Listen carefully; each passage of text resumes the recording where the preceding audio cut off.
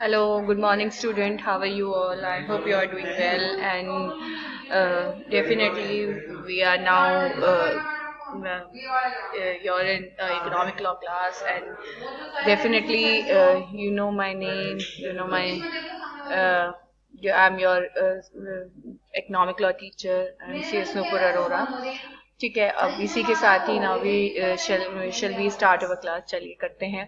ठीक है, इसके साथ ही हम लोग का जो पेटेंटिंग सिस्टम है, we already discuss lots of thing in the क्या आपका yes definitely novelty inventive step capable of not patentable in India.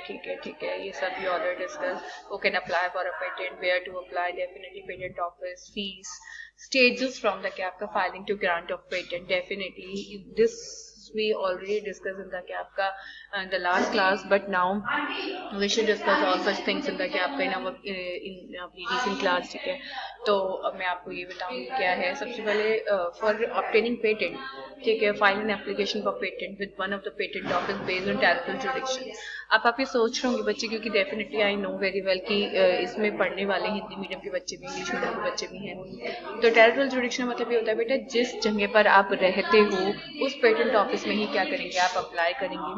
ठीक है, territorial jurisdiction of the place of office, residence of the applicant, बिल्कुल जहाँ पर या तो आपका प्लेस ऑफ ऑफिस हो या आपका घर हो, वहां से। And definitely you have to pay the क्या पर रिक्वायर्ड फीस, क्योंकि कोई भी एप्लीकेशन आपकी तब तक रन नहीं करती है जब तक उसके लिए आप उसका जो पर्टिकुलर कॉम्पनसेशन अमाउंट होती है वो क्या नहीं करते, पे नहीं करते हैं। एंड इनफैक्ट अगर इफ़ यू वांट टू कि आपको पेटेंट लेने के लिए क्या चाहिए, कोई भी मतलब डिटेल चाहिए, तो पहले आप ये जो IP इंडिया, ठीक है, .nic.in पर क्या कर सकते हैं, डिटेल ले सकते हैं, फी की डिटेल भी। क्योंकि देखिए सीधी सी बात है, जब आप लोग कोई भी काम करने लगते हैं तो उससे पहले आप लोग को ये पता होना चाहिए कि क्या क्या इन्फॉर्मेशन रिक्वायर्ड है, क्या क्या चीज़ आपको इसमें चाहिए, कितना पैसा आपको पे करना है। तो ये सारी चीज़ें आपको यहाँ पर क्या करनी होती है, देखनी होती है। तो फॉर दैट, ठीक है, यू हैव टू क्या आपका डू समथिंग विच इज मतलब which is useful for you and your time consuming and cost consuming. Cost क्या हो आपका, सेवर हो, तो अल्टीमेटली आप सबसे पहले इन्फॉर्मेशन ले ली साइट से जाकर। And guideline for applicant also available on this site. ठीक है ना। इसके बाद formality check, yes, an examiner checks the formal requirement before accepting the application, the fee, this is done immediately. Issue of application number, the cash receipt, this is done the क्या आपका same detail. In the case of a receipt of application by post, cash receipt application number sent by post within 2 or 3 days। देखो लिखा हुआ है ना कि सबसे पहले जो एग्जामिनर होता है वो आपकी जो फॉर्मल रिक्वायरमेंट है आपकी एक्सेप्टेंस करने से पहले वो चेक करता है। क्योंकि मैं आपको बता दूं, अप्लाई करने का मतलब ये नहीं कि दे एक्सेप्टेड योर एप्लीकेशन, वो आपके एप्लीकेशन को भी एक्सेप्ट करेंगे। ठीक है, और फी आपकी वापस हो जाएगी अगर वो आपके एप्लीकेशन को क्या कर देंगे, रिजेक्ट कर देंगे। तो this is done immediately. And issue of application number, बिल्कुल जब आपकी फॉर्मल चेक कर लेंगे आपकी सारी रिक्वायरमेंट का, ठीक है, तो क्या होगा, वो आपको एप्लीकेशन नंबर इश्यू कर देंगे, कैश रिसिप्ट दे देंगे। ठीक है, और ये सब सेम डे हो जाता है। और in case of receipt of application by post, तो कैश रिसिप्ट एप्लीकेशन आपको 2 या 3 दिन में भेज दी जाती है। इसके अलावा publication application kept secret for a period of 18 month from the date of filing, बिल्कुल सही बात है। वो इसलिए रखी जाती है जिससे जो आपने कंप्लीट स्पेसिफिकेशन दिया है उसे कोई चुरा ना ले। मेरा 19 month application published in the official journal. The journal is made available on the website weekly. An applicant has an option to get his application published before 18 month। हाँ, और एप्लीकेंट के पास ये पावर होती है कि वो बता सकता है, क्योंकि पेटेंट का इस्तेमाल आप बिफोर पेटेंट ग्रांटिंग से भी पहले भी कर सकते हो। क्योंकि आजकल लोग पेटेंट और कॉपीराइट लेने लग गए हैं। पहले क्या होता था, लोग रजिस्टर नहीं कराते थे, पर उससे पहले उसका इस्तेमाल करने लग जाते थे। ठीक है, बट आजकल लोग करने लग गए हैं। वो इसलिए करने लग गए हैं क्योंकि अल्टीमेटली एप्लीकेंट मतलब क्योंकि सीधी सी बात है, लोग आपकी चीज़ का गलत फ़ायदा उठाते हैं, आपकी इन्फॉर्मेशन का गलत फ़ायदा उठाते हैं, या फिर आपके जो इन्वेंशन है उसका क्या करते हैं, गलत फ़ायदा उठाते हैं।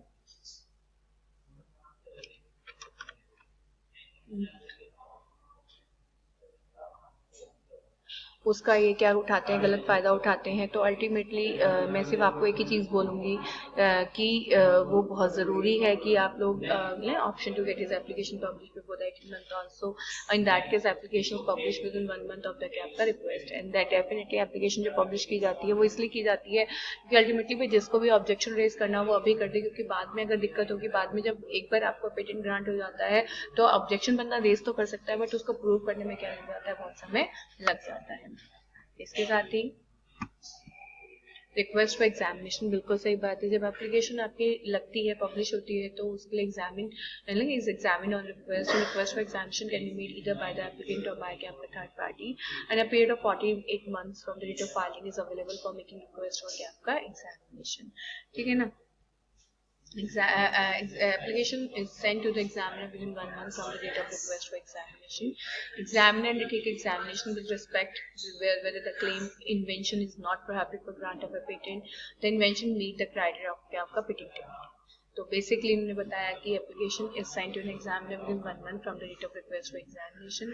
N examiner undertake examination with respect to whether the claimed invention is not prohibited for grant of patent and the invention meet the criteria. बिल्कुल, एक तो सीधी सी बात है, एग्जामिनर अंडरटेक एग्जामिनेशन क्या क्या, the claimed invention not prohibited, बिल्कुल कि वो कि सीधी सी बात है, क्योंकि जरूरी नहीं कि हर पेटेंट जो आप एप्लीकेट कराने आओ वो प्रोहिबिटेड ना हो, क्योंकि अगर वो इंजurious टू पब्लिक हेल्थ है या फिर क्या कहते हैं एब्यूजिवली है, ठीक है, एब्यूज है, तो अल्टीमेटली क्या नहीं होता, आपका अलाउ नहीं किया जाता। या और इन्वेंशन का क्राइटेरिया मीट की मतलब वही कह रहे हैं, नोवेलिटी होनी चाहिए, इन्वेंटिव स्टेप उठाए हो और कैपेबल ऑफ इंडस्ट्रियल एप्लीकेशन होना चाहिए। ठीक है ना। इसके साथ ही क्या कहते हैं आपका issue of offer a period of 1 or 3 months is available to examiner to submit the report to the controller। क्योंकि देखो सीधी सी बात है, कंट्रोलर का उसको देखना बहुत जरूरी होता है, क्योंकि कंट्रोलर ही आपको ग्रांट करने वाला है। तो एग्जामिनर तो अपनी पूरी की पूरी एक चार्ट शीट से तैयार करके किसको देता है, कंट्रोलर को देता है। कंट्रोलर डिसाइड करता है कि एग्जैक्टली क्या होना है, कैसे होना है। तो 1 month time available to controller to assess the examiner report and first examiner report containing list of the objections issued within 6 months of date of filing of आपका request। ठीक है। उसके बाद आपका response from the applicant 12 month time from the date of issue of FER. ठीक है, जो आपका पीछे हमने पढ़ा, ठीक है, is available to applicant to meet the objection. बिल्कुल सही बात है, बस उसको 12 महीने दिए जाते हैं कि जो पब्लिक ऑब्जेक्शन करती है कि भाई ठीक है ये इन्वेंशन नहीं है, इसमें इन्वेंटिव स्टेप नहीं उठाए गए हैं, या किस तरीके से एक बेस्ट यूज है, जो भी है, तो उसको 12 महीने में पूरे करने होते हैं। और अगर ऑब्जेक्शन मेट हो जाते हैं तो अल्टीमेटली मतलब वो पूरे कर देते हैं और लोगों की प्रॉब्लम खत्म हो जाती है, तो उसको ग्रांट कर दिया जाता है 1 महीने के अंदर। और अगर ऐसा नहीं होता है, वो ऑब्जेक्शंस को मैट नहीं कर पाता है, तो अल्टीमेटली क्या हो जाता है, आपका जो पेटेंट है वो लैप्स हो जाता है, उसको क्या नहीं किया जाता, मतलब इनफैक्ट उसने जितने भी बेनिफिट उठाए होते हैं वो भी वापस ले लिए जाते हैं। प्री ग्रांट अपोजिशन, बिल्कुल after publication opposition can be filed with in period of 6 months। बिल्कुल, क्योंकि ग्रांट होने से पहले जो अपोजिशन होती है उससे एक बेनिफिट हो जाता है कि सामने वाले बंदे को का मतलब पेटेंट ग्रांट नहीं होता है, तो अल्टीमेटली उसको क्लेम करना कि हाँ भाई ये पेटेंट तेरा है, तूने कहीं से चुराया या नहीं चुराया, इस बात से क्या हो जाता है, बेनिफिट हो जाता है।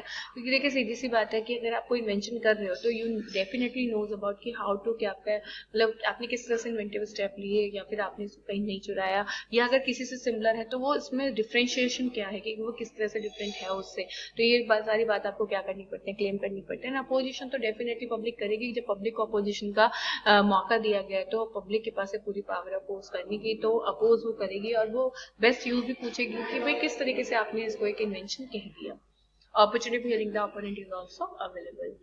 एग्जामिनेशन प्री ग्रांट, बिल्कुल, पर वही कहना कि देखिए ऐसा नहीं होता है कि अगर वो बंदा क्या कहते हैं जिसने एप्लीकेशन लगाई है पेटेंट के लिए वो जेन्युइन अगर नहीं है, तो जिसने अपोजिशन किया वो भी जेन्युइन नहीं है। क्योंकि सम टाइम अगर किसी बंदे के साथ कुछ गलत हुआ है तो जरूर नहीं कि गलत हुआ है, क्या पता वो फ्रिवलेस कंप्लेंट लगा रहा हो, क्या पता वो फ्रिवलेस अपोजिशन कर रहा हो, तो उसको एग्जामिन करना भी क्या होता है, जरूरी होता है।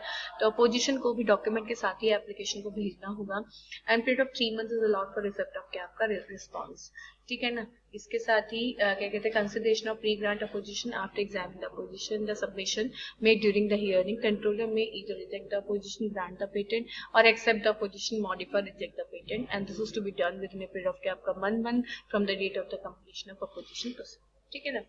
चलिए इसके साथ ही यहाँ से तो हम ओवर करते हैं, बट स्टिल मैं आप लोगों से फिर भी यही कहूंगी कि अगर if you guys having any problem, ठीक है, रिगार्डिंग द वीडियो और zoom classes, please WhatsApp me. आप लोगों को जो भी चीज की जरूरत है पढ़ते हुए, जो भी नोट्स चाहिए वो आप मुझसे पूछिए। अगर आप लोगों को कोई भी प्रॉब्लम हो रही है तो मुझसे पूछिए, क्योंकि इस तरीके से तो अगर आप लोग क्लासेस ज्वाइन नहीं करेंगे, जूम क्लास नहीं करेंगे, थर्ड ईयर के स्टूडेंट के साथ मैंने सबसे ज्यादा यही देखा है कि वो क्लासेस ज्वाइन नहीं कर रहे हैं और क्लासेस को नहीं देख रहे हैं, वीडियोस को भी नहीं देख रहे हैं, तो अल्टीमेटली फिर हमारा बनाने का क्या फायदा है। आप नहीं देख रहे हो, ठीक है, उससे चलता है। अगर हम वीडियो डालना बंद कर देंगे तो आप ये क्लेम कर देंगे कि हमें तो पढ़ाया नहीं जा रहा है, तो दिस इज रॉन्ग। मैं आप लोगों से यही बोलूँगी, प्लीज़ वॉच द वीडियो, क्या कहते हैं, ज्वाइन द जूम क्लासेस, तो ही यू कैन बेटर, मतलब स्टडी बेटर, ठीक है, doing the study better. Okay guys, bye, take care.